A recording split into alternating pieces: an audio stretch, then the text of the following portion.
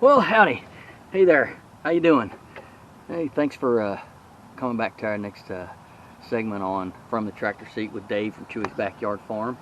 Sorry I've not been posting many videos last few weeks because I've been really busy with farm work. We've got our third batch in the brooder, our second batch in the field, which we're about to take to their processor, and so we've just been really busy. But I wanted to carve out a little bit of time and actually talk about something that I heard in the news a few weeks ago and wanted to do some research on it just to see what was going on, try to let my customers, inform my customers about some things, inform the world about some things. Anyway, let's dive in and talk about it. So, a few weeks ago, a prominent southern chicken restaurant that's closed on Sundays, it's really popular, basically published a report that said they were going to be no longer serving their customers antibiotic-free chicken. So they said that their pledge was that they would never serve antibiotic chicken to their customers. But now they're changing that, and they're going to serve you antibiotics chicken that only have antibiotics in them that are animal antibiotics. So go figure. So I just started doing a little bit of research about antibiotics in chickens, and I found out just a very small amount of information on the whole subject, because if you really dig into it, it's more of the type of antibiotics and stuff that they want to use in the chicken production. Now, let me give you a little history of why there are antibiotics in chickens. First off, the reason there are antibiotics in chicken feed, or even in the human type antibiotics, if there is such a thing, or any antibiotics in the chicken, is because they live in crowded, unsanitary conditions. They're in houses, and this is just the way that the industry is. I'm being honest. You look it up, this is what they're going to tell you. That's why they have such a problem with biosecurity. They're in houses, they're crammed in there, they're fed and watered when the lights are on, lights off, and they're susceptible. They can get disease, basically, because chickens are literally, they're foul. Okay, when they say foul, when the word foul comes out, they're foul. They're just gross animals, gross birds, just because they eat so much. Their waste products are kind of gross, and they're just gross. It's part of nature. But anyway, that's why they have to add the antibiotics, and that was the idea. Now, there was a actual unintended consequence that came out of that was positive for the industry, and I'm going to talk about that in just a second. I found an article that talks about a book that was written by a journalist named Maren McKenna, M-C-K-E-N-N-A, and I'll actually put the links down below, so if you can actually look at this, because I like to cite my sources, because I'm credentialed in a master's degree in history and several other master's degrees, and I'm going to show you the source that I'm coming from. I ain't making this stuff up. This is coming from an article. So anyway, in this book she wrote, McKenna lays out extensive details about the unintended consequences of antibiotics in chicken. Now, what happened was, before World War II, the chickens were sold for meat on the premise of spring chickens. They were basically fattened up roosters, and that was where they had the chicken meat from, was fattened roosters called spring chickens. Pretty much everything else in the United States were hens, and they were wanted for egg production. Then in 1948, there was a scientist by the name of Thomas Jukes, who basically worked for this Ladurla Laboratories, and he was studying that if he added trace amounts of antibiotic aromycin, later known as chlorotricycline, to chicken feed, they discovered that the drug quickly fueled growth in chicks raised in confinement, which this revolutionized the poultry industry, turning chicken into America's favorite protein. Now, of course, the antibiotics came out after World War II because they started finding out the penicillin, and they could, treat lots of viruses or bacteria that was harming people. So basically, these experiments and the laboratory quickly embraced the chlorotricycline as a growth promoter, which also led to widespread routine use of antibiotics throughout animal agriculture. McKenna basically chronicles this in her book.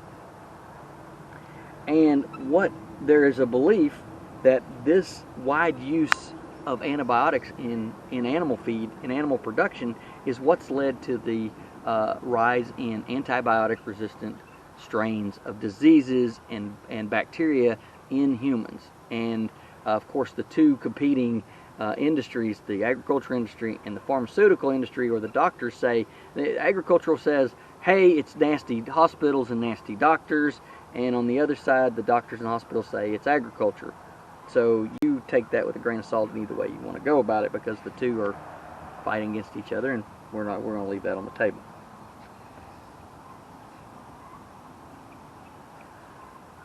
Basically, this is a actual astonishing fact that McKenna came out with, or actually revealed, that in 2011, that's 2011 now, it's 2024, that was 13 years ago, she found that in her studies in writing this book, actually she wrote another book which was called Superbug, in which it documented the rise and spread of methicillin-resistant Staphylococcus aureus, which is MRSA. That she came across a report that revealed in 2011 4 times as many antibiotics were sold for use in farm animals in the United States as were sold for humans. Can you imagine that? It's 4 times as many used for animals. So that tells you one thing right off the bat, that we're crowding our animals in confinement animal feeding operations, and they're not healthy because they're not getting sunlight, they're not getting grass, they're not getting oxygen, they're not using, as Joel Salatin likes the term, their animalness, their chickenness, their cowness. They're not getting to experience that. They're just crammed in these CAFOs, and they're fed because we have this feeling that big agriculture is the only thing that can feed America and can feed the world. That's their feeling, and I disagree with it completely. So, because of this report, or because of this experiment in 1948, in 1949, this fueled an explosive growth in the industry of doubling an average broiler's chicken slaughter weight over the next 70 years.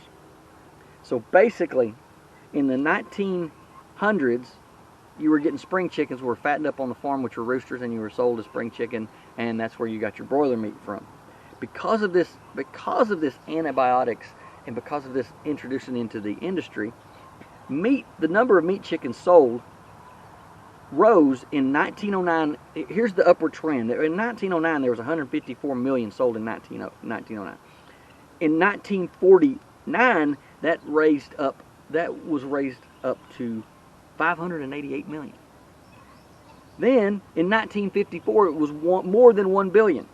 Today, and this was in 2017 now, 2017, today more than 9 billion broilers are raised in the United States each year. 9 billion. Antibiotics. Think about it. So,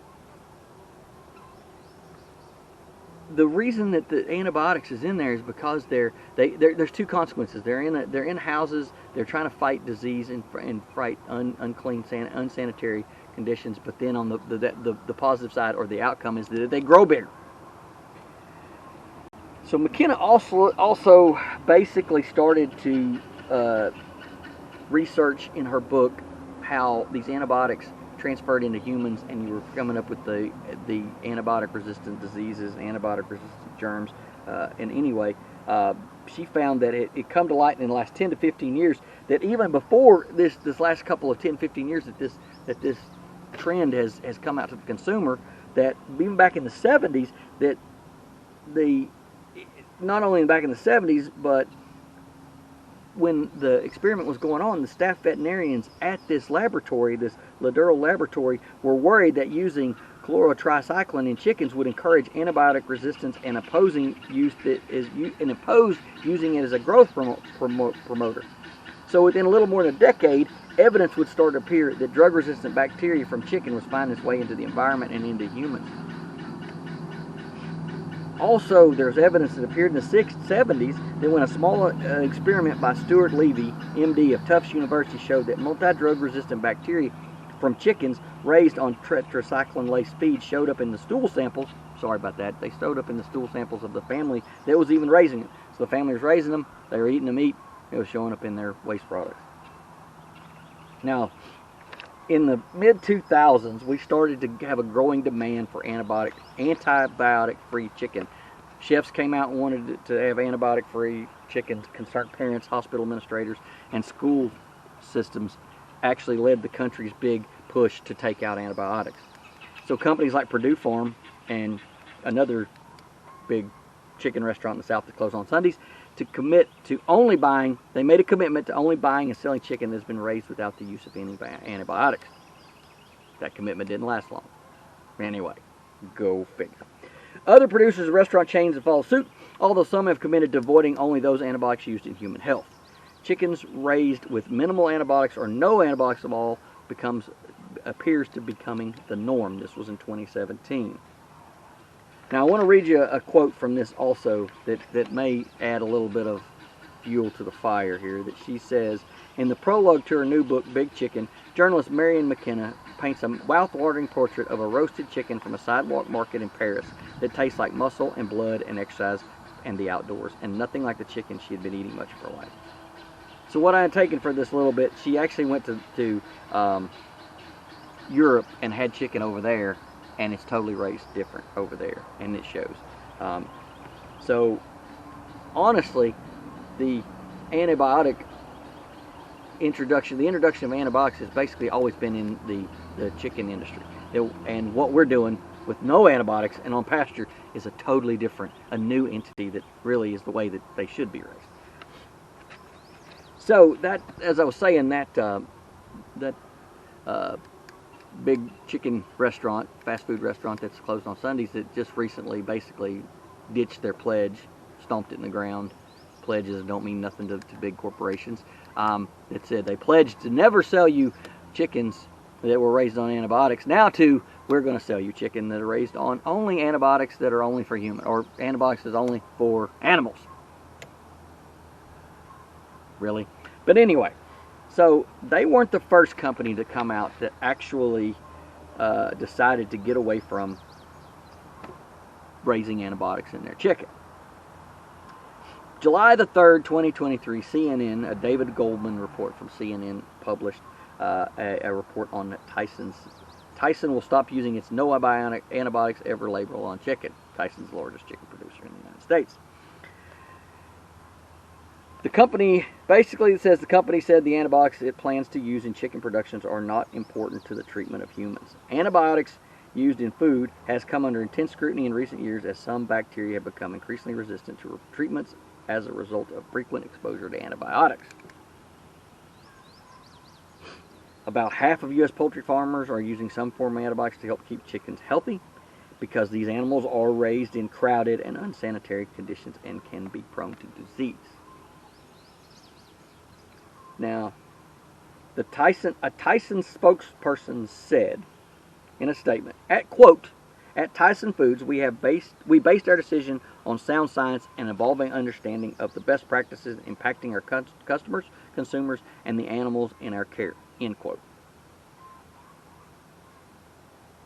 So Tyson then said they will begin using a no antibiotics important to human medicine label by the end of 2023. This standard, recognized by the USDA and the World Health Organization. The World Health Organization. I wouldn't believe anything that they came out. Communist? Can I say communist? Communist. Allows the use that the standard recognized by the USDA and the World Health Organization allows the use of antibiotics that are not crucial to the treatment of human disease. Antibiotics. So they make different antibiotics. Wonder what that's going to do to the human body. Anyway, the shift to some antibiotics marks a departure from the company's stance. In 2015, when Tyson said it would work to eliminate antibiotics from its production of wings, breasts, and nuggets. At the time, Tyson said it was concerned about the rise in antibiotic-resistant bacterial infections in humans and wanted to play a role in reducing human antibiotics consumption. So, then, Christine Daughtry, who was then the head of the Sustainable Food Production, said, "We don't have all the answers." Now it says Christine Daughtry, who now works for the Bill and Melinda Gates Foundation. I said that right. The Bill and Melinda Gates Foundation. They're buying up all the farmland. The people that are wanting you to eat bugs. The Bill and Melinda Foundation. And we're going to talk about bugs in another segment later on. It's coming. She also says, quote, "But we want to make sure that antibiotics continue to work." Bill and Melinda Gates. Does anybody trust Gates? Bill Gates? Microsoft? Hey, virus for your computer that they formed. Anyway, I'm not going to get down. Anyway, yeah, Bill Gates. Screw you, Bill Gates. Anyway, Tyson's elimination of some antibiotics followed similar reductions by competitors Pilgrim Pride, which says it uses some antibiotics, but Purdue, which still says it does not. In addition to chicken's health, antibiotics are particularly important to promote growth in poultry for items like large broiler chickens. The company says its decision to transition back to antibiotics is in the best interest of humans and animals. Particularly important to promote growth in poultry for items like large broiler chickens. It's profit. It's all about profit. It's all about bottom line. It's all about greed. The chicken. About slipped up, said it there. The restaurant that's not open on Sundays, the big chicken restaurant that everybody loves. It's all about greed. It's all about greed. It's all about greed. I'm telling you right now, it's profit. And I'm a capitalist completely, but there gets to a point where it's like, really, humans over capital, profit, really. But anyway. Also, in the HWO's most recent publication on the importance to human medicine standard, the group said there remains clear evidence of adverse human health consequences due to resistant organisms resulting from non-human uses of antimicrobials. It also said the types of drugs used to promote growth and health in animals is frequently the same or closely related to those in human medicine. I don't know how they're going to tell the difference. How are you going to say that an antibiotic is only for humans and another one is only for animals? And then what's that going to do to a human? You're introducing another form of a foreign item in a human being through their food.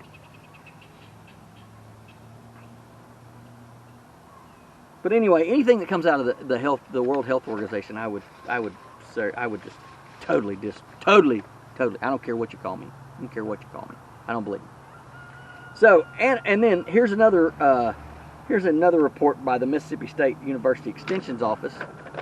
That come just a few, I think this came out in 2024. This was their telling farmers what to use. Antibiotics may also be added to some poultry feeds. Antibiotics aid broiler performance and maintain healthy birds. They are usually added at low prophylactic levels to prevent minor disease and produce faster, more efficient growth. Higher therapeutic levels are usually given water or injected into the bird. Examples of the antibiotic fed in the feed are penicillin. Yes, penicillin, bactricin, chlorotricycline, and oxytetracycline. Penicillin's used in humans. That's a strong one. See, here's what it comes down to. Here's my problem with it. First off, it all comes down to the fact that the consumer began to demand no antibiotics in their feed because they're starting to worry about all this antibiotics resistant strains of disease that were showing up in hospitals, in everybody.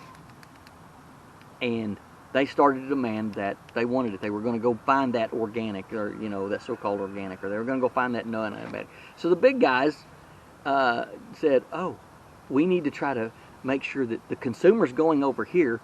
We need to see if we can get into that market share." Feed was cheap. Feed was cheap, and birds were cheap, and they could use a loss. They could be like, well, we can take a 40% loss or 30% loss of every batch of birds we run through because we know that feed is still cheap and there's no problem with it. Now we've got inflation, and inflation is cuts into everybody. It cuts into us. It cuts into us as personal. It cuts into our farm expenses. It's horrible, and I could talk about that for hours. But anyway. There's false inflation and we have a serious problem in this country. But anyway, I won't start on that one.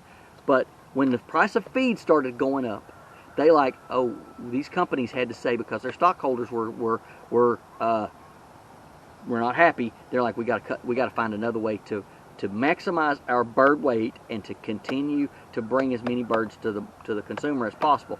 Let's go back to antibiotics, and let's say it is only for animals. It's only animal biotics. I guess they think we're stupid, is what I really do. I mean, I know they think we're stupid, but anyway, I don't think my customers are stupid. So that's why I tell you what's going on, what's happening. And then the Sunday closed chicken restaurant that's popular for everybody, they were doing the same thing. They're like, oh wow, we're cutting into our profits. We have to figure out something. So we're going to go down the same road as all the other big producers, because what's going to happen is these farmers that are growing them, they're going to go to a different integrator. They're going to find a different. We're going to lose them, and it's not. And then we can't. We got to go back to it because of it's all profit. Now the problem I have with them is the fact they made a pledge to their consumers, and then they decided to change their mind. Well, I'll make a commitment to my consumers that will never ever use any antibiotics. We practice sanitary conditions around here as sanitary as these chickens can be. We move them daily. They're not in a confined area more than 3 weeks in the brooder, and the brooder is an area that I focus on strongly because I'm adding bedding to try to dry out their manure, so it's covering up their manure, so they're not exposed to their manure, so they're not, because they're in a confined space. Even no matter what we do, when we're going to build a bigger brooder to house more chicks, to give more chicks more room to move around, which is that's a project for the future, probably by next year. But it's still a concentration of saying, all right, I got to keep them clean. It's sanitary practices rather than just injecting more medicine. It's the common problem I see in America, is that we never go after the root cause of a disease, the root cause of a sickness. We only want to treat the symptoms. That's the same thing in Big Ag. They don't go to the root cause. They know that these houses are disgusting. You can smell them if you go down the road. And they know that they're like, well, I've got to make as much money as I can, so I've got to inject antibiotics back into these. And then we're eating these antibiotics. I don't use antibiotics. Ours are moved every day. Our brooders is added. We keep the brooder added bedding to it every day, or it's every day. It's like 24 cubic yards every day of shavings I add to it. And then in between batches, I shovel all that bedding and litter out of there, and I spread it on my fields, which it's carbon. It brings back into the soil, and then I hose it down with bleach and clean it up and get ready for the next one. And if we have sick birds, we try to isolate them, and if they pass away, they pass away. It's not all about profit with me. It's about doing a procedure or a process that's wholesome. It gives the animals better welfare, which actually comes out in the flavor of the meat and the texture of the meat. It comes out in our end process. It costs extra money to do it this way.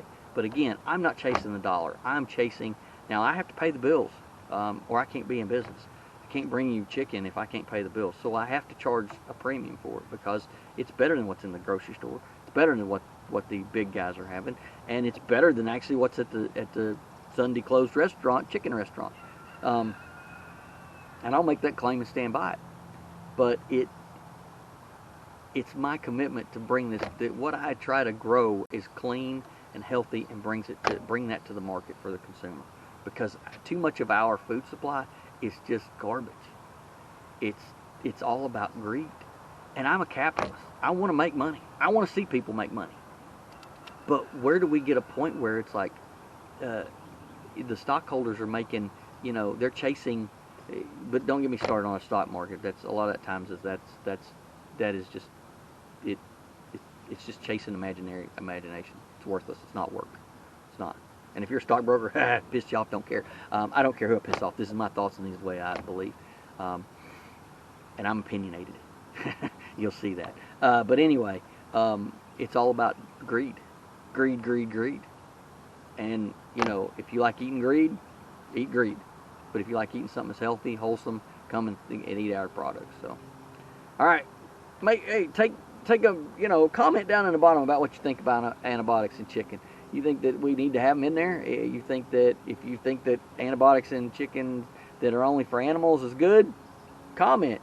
Argue with me. I don't care. I have a way that I think, and that's just the way it's going to be. I'm not stopping. I'm too old. I've been around too long.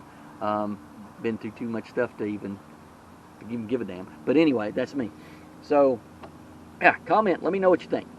So, again, thank you for watching. Thank you for putting up with this.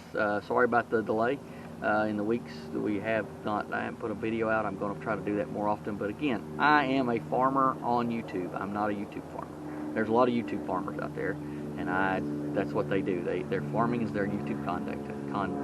They make money off of it. I'm trying to make money off my farm. I'm trying to show my customers what goes on around here. We're small, first generation basically, or start over generation farm, and there's a lot that I do every day, as well as work a part-time job, because I like having a little bit of a paycheck. But anyway, like taking somebody else's money that's still having to make money off my money. But anyway, yeah. Remember to like us, subscribe, hit the comment bell down there, or the notification bell, whatever it is. I'm going to try to make more videos. I've been clearing land over here.